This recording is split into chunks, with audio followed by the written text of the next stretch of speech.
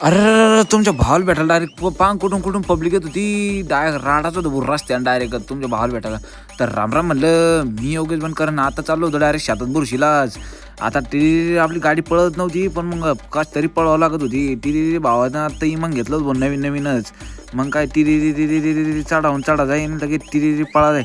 आपण काय भाऊ शेतात आलो ना डायरेक्ट आता आपल्याला सोडायची तर बैलगाडी नेऊन. तर दररोजच्या प्रमाणे आपल्या दूध काढायचं होतं पण गावडीने फटकन लात मारली. तर त्याला म्हणलं डायरेक्ट त्यांना आता डायरेक्ट नेऊन सोड म्हणलं तू पहाटेच्या वावरात. त्यांना पहाटेच्या वावरात घेतली तर मग आपलं एकतर तुमचा भाऊ लय खुजलेला होता या गावडीवर. तर कारण की तिने गावडीनं भडाभड लात मारलेली होती. माईला तुमचा भाऊ निघाला बडबड बडत बडत घरी.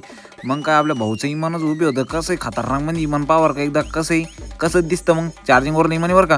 आता निघालो आपण डायरेक्ट बुरशीलाच घरी केसं वरण. अरे बाप स्टाईल. अरे बाप रे. मग तेवढ्याच भाऊचा फोन आला चाल म्हणजे भोकरदनला आपल्या इमान घेऊन भोकरदनला जायचं.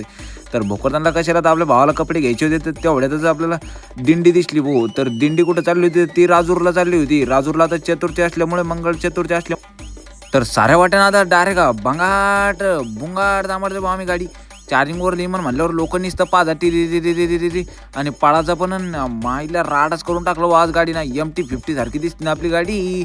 अरे चार्जिंगवर लिमन बोलते उसके डायरेक्ट ढरा निघले आपले लोकल राम करायचं भाऊ आपल्याला. लोक म्हणजे खरोखरचा ब्लॉगर आहे काय. अरे आपण खरोखरचा ना तुम्हाला काय दाटून वाटलो काय. अरे लगेच भोकरदनला पोहोचलो ना आपलं छत्रपती शिवाजी महाराजचं दर्शन घेतलं पहिलं.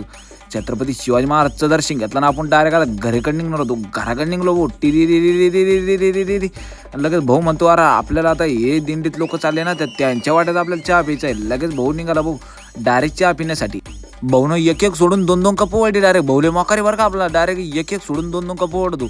त्याला म्हणलं अरे बाबा लोकांना उपास आहे तू कशाला घेतो. अरे त्यो म्हणतो अरे चहा लयच भारी राखतो माईला. अरे त्यो पण कसा ओढ राहिला फर्रा ओढ राहिला. त्याला म्हणलं आणि इकडे एक कप. मग आपण पण वाजलो भाऊ एक कप. पण व्हिडिओ काही घेतला नाही आपण वाजवताना कारण की तुम्ही माणसाला लय डाखाळे दे भाऊ तुम्ही. तर त्याच करताना आपण काही हे घेतलं नाही. मग तेवढ्यातच निघलो आपण डायरेक्ट घराकडं. तर घराकडे आपण गाडी इकून जाताना गर्दी तिकून येताना गर्दी भाऊ. तुम्हाला असेच ब्लॉग बघण्यासाठी लगेच सबस्क्राईब करावं लागणार आपल्या चॅनलला. उद्या लगेच पार्ट 2 येणार बरं का.